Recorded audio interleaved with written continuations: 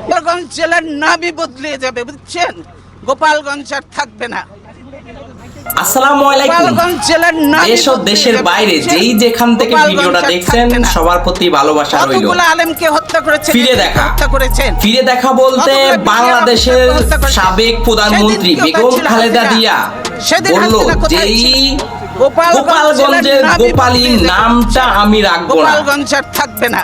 আল্লাহ তার কথা যদি কবুল করে আর কি। যেই গোপালগঞ্জের গোপালীর কারণে বাংলাদেশের সাবেক তিনবারের প্রধানমন্ত্রী লাঞ্ছিত হয়েছে, কত কষ্ট ভোগ করছে, সেই গোপালগঞ্জের গোপালীকে এই বাংলাদেশের মানচিত্র থেকে নামটা মুছে ফেলতে হবে। বসে থাকেন গেটের সামনে, ঠিক আছে? প্রতিদিন আমিও আমার এরকমই কাজই করব, চলুক। কতদিন চলে? কি মনে করেছেন কি দেশটা কি আপনাদের একলার পৈতৃক সম্পত্তি হয়ে গেছে? আওয়ামী লীগের তিনি যে গুন্ডা বাহিনী দিয়ে আমাদের প্রোগ্রাম বন্ধ করতে চান, পুলিশ বাহিনী দিয়ে প্রোগ্রাম বন্ধ করতে চান, শহীদ প্রেসিডেন্ট জিয়া রহমানের স্ত্রী এবং প্রোগ্রাম করে দেখাতে তিনবারের প্রধানমন্ত্রী 10টা লোকও আসে না, ভাড়াটিয়া লোক ভাড়া করে আল্লাহ চাইলে সবই সম্ভব। যেই বেটিবাদী সরকার গোপালী পাড়ার গোপালীদেরকে দিয়ে মানুষদের খুন হত্যা গুম করছে, এখন তারা এই দেশ ছেড়ে পালালো। এখন গোপালী তো পালালো, গোপালীর যে চেলা বেলাগুলো রাইখা গেছে তাদের কিন্তু রেহাই হবে না। এই বাংলার মাটিতেই তাদের বিচার হবে। আর গোপালী পাড়া, এইরকম গোপালী পাড়া হাজার হাজার আছে বাংলাদেশে, আনাচে কানাচে।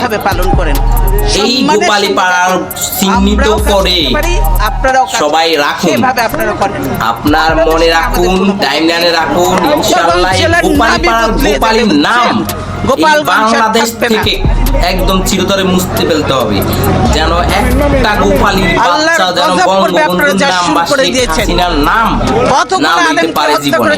এতিমকে হত্যা করেছেন, কতগুলো বিডিআর অফিসারকে হত্যা করেছেন এই গোপালী পাড়ার লোকেরা। এই বাংলাদেশের মানুষের কোথায় ছিল? এতগুলো অফিসারকে মারলো, 57 জন অফিসারকে হত্যা করলো। সহ্য করতে পারেন নাই গোপালীর পাড়ার গোপালীর বুবু। কেন সে ফোর্স পাঠায় না? আসলে সে নিজেই জড়িত ছিল এই হত্যাকাণ্ডের সঙ্গে, সেজন্যই একবারে নিয়ে যাইতা কোলে কইরা আর যাওয়ার সময় বলতা দুধু খাও বাচ্চু শালি কতগুলো আলেমকে হত্যা করেছেন, এতিমকে হত্যা করেছেন।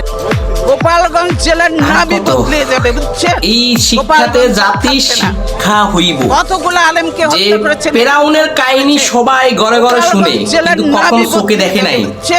বাংলাদেশের পেশিবাদী সরকারের কাহিনী এবার সবার ঘরে ঘরে শুনছে, দেখছে। এবং মানুষ বলবে যে সেম ফেরাউনের যেরকম অধঃপতন হয়েছে, বাংলাদেশের শেখ হাসিনা পেশিবাদী সরকার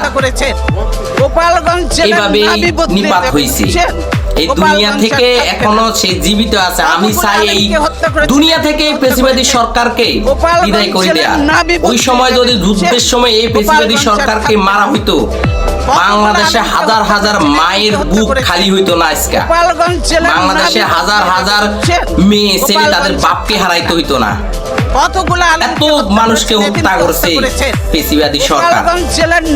যেই যেখানে আছেন আওয়াজ তুলুন, যেখানে গোপালী পাড়ার গোপালী দেখবেন আক্রমণ করেন, তাদেরকে প্রতিরোধ করেন। তাদের এই বাংলাদেশে থাকার কোনো অধিকার নাই। যেই যেখান থেকে ভিডিওটা দেখছেন সবার প্রতি ভালোবাসা রইল। আসসালামু আলাইকুম।